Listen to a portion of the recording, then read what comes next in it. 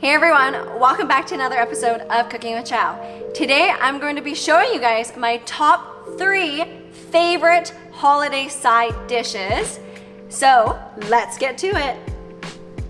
The first dish that we're going to be starting with is maple bacon Brussels sprouts. I know it sounds a little bit funny, but this is my all-time favorite side dish and I make it year after year. And I'm going to show you guys how to make that today.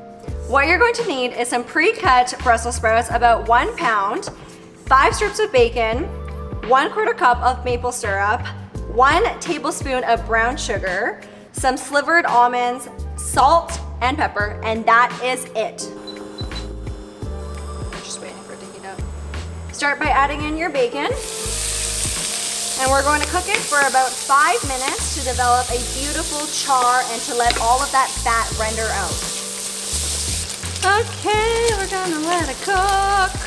We have nothing but time. Okay, come on.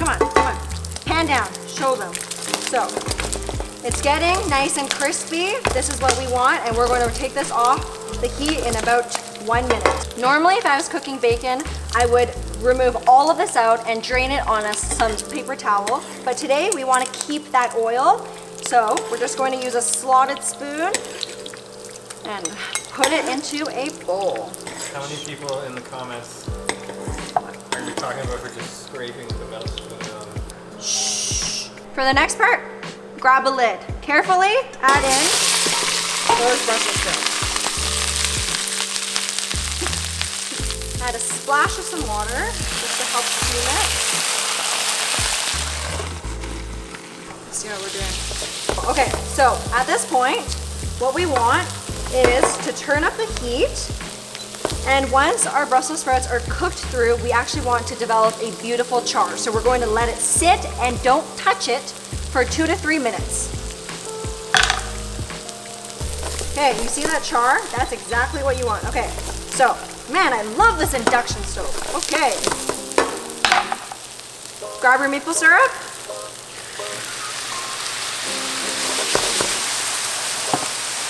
And a pinch of some brown sugar to help provide a little more of that sticky toffee-like texture. A pinch of some salt and some freshly cracked black pepper.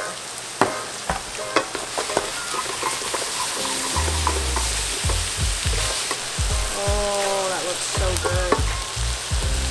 That caramelization and that excess moisture from the maple syrup, we're going to let it evaporate, so that it continues to char and we have that crispy texture.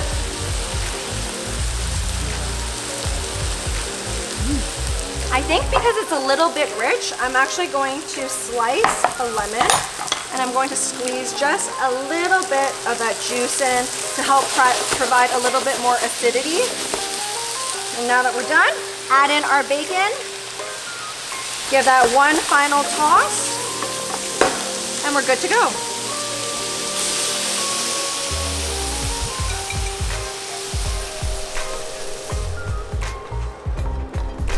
Oh, incredible. Last but not least, we're just going to finish it with some slivered almonds. Optional, of course, if you have a nut allergy. And there you have it. Easy, simple, delicious maple bacon Brussels sprouts. Moving on to dish number 2. We're going to be making miso glazed carrots. It's simple, delicious. Let's get to it. This is what you're going to need.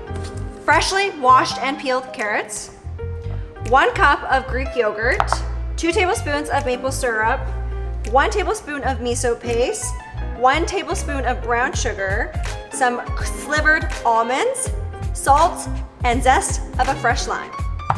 We're going to be using cast iron pan, heat it up with some oil, let that oil heat up, and then we're going to add in our carrots. While our carrots are cooking, we're going to start on the sauce for it. So what we're going to use is 2 tablespoons of some water. We're going to add in our miso paste and our brown sugar. And we're going to mix this up, add it in to the mixture, and we're going to let this steam for 3 to 5 minutes until the carrots soften. Now that these carrots are fork tender, they're good to go. Add a squeeze of some lemon juice. Grab your plate, Greek yogurt. Do not move.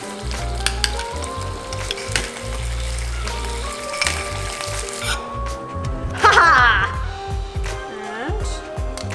And you're going to plate it like so.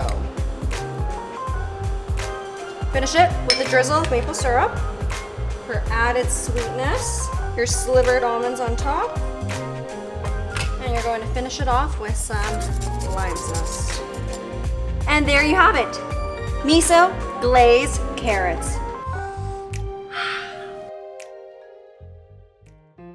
For the final dish of the night, may I present you roasted rosemary butternut squash salad.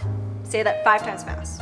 For your ingredients, what you're going to be needing is 500 grams of some peeled and cubed butternut squash, some fresh arugula, balsamic vinegar, Dijon mustard, rosemary, pecans, some onion, and some goat cheese, brown sugar, cranberries, cinnamon, maple syrup, and some salt and pepper.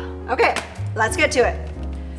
Butternut squash, what we're going to do is add some salt, 1/2 teaspoon of some salt, 1 tablespoon of some brown sugar, 1 teaspoon of some dried rosemary, or you can also use fresh if you have that at home, some freshly cracked pepper, and 2 tablespoons of some olive oil. We're gonna mix it up together. Grab your baking dish, and we're just going to set it right on top like that. And we're gonna throw this in the oven, 400 degrees Fahrenheit for 20 minutes. While that cooks, we're going to start on our candied pecans. You're gonna grab 1/2 cup of some pecans, and you're just going to throw it into your non-stick pan. And we're going to roast these for about 2 to 3 minutes, just so it's fragrant, and then we're gonna take it off the heat. This is a careful step. We actually don't want it to burn. So now that it's fragrant, we're gonna remove it off the heat and into a bowl. Now that that's done, we're going to combine equal parts water and brown sugar until it just melts. The trick to making candied pecans is to not let all of that water evaporate. So once that's combined, we're going to add in our pecans, give it a nice little mix, add our pinch of cinnamon, and take it off the heat. And look at that. Pecans are candied in less than 2 minutes. So, our squash is out of the oven. It's beautifully roasted. It's so fragrant. Smells like holidays. It's hot. Yummy. Let's start on our salad dressing. So, equal parts maple syrup, 1 tablespoon maple syrup, 1 tablespoon balsamic vinegar. I'm going to add 1 teaspoon of some olive oil. And mix that up together.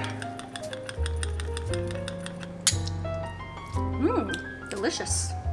Arugula. Add your sliced onion and your candied pecans. And combine your roasted butternut squash. Cranberries, our dressing. And we're going to give it a nice, gentle shake. Salt, some freshly cracked pepper, and there you have it. We're gonna serve this right on top. Oh, look at that beautiful salad. Salads are always best served fresh, so I would recommend to only make a salad about 5 minutes before you're ready to serve. And last but not least, our goat cheese. A super simple, fresh, and fragrant holiday salad. And there you have it. Not 1, but 3 of my favorite holiday side dishes right in the comfort of your own home. Shall we do a taste test?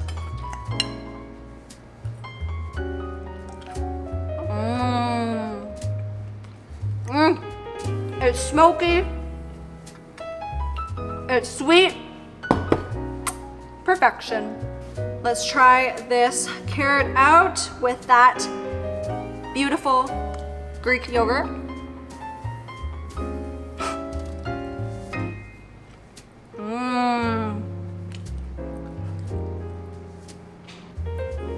You can taste the subtle umami flavor from that miso, and then it pairs so beautifully with that lime zest, that bed of yogurt, as well as that maple syrup adds a perfect amount of sweetness.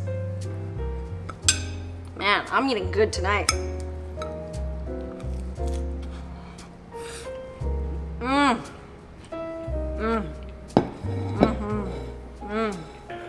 This is a freaking good salad. That is one good salad. Oh my goodness. This right here could be my holiday meal. Well, as always, I hope you guys enjoy this video. If you do, please comment below and let me know what other side dishes I should be trying out this year for my holiday dinners. All the recipes will be found below on the cookingwithchow.ca website. Don't forget to like, comment, subscribe, and ring that notification bell if you love our videos and you want to see more of them, because we drop videos every Saturday. Well, we will see you guys next week. See you later. No. Catch you later. I'm the chow for now. Ciao for now, mother. Just kidding. Ciao for now.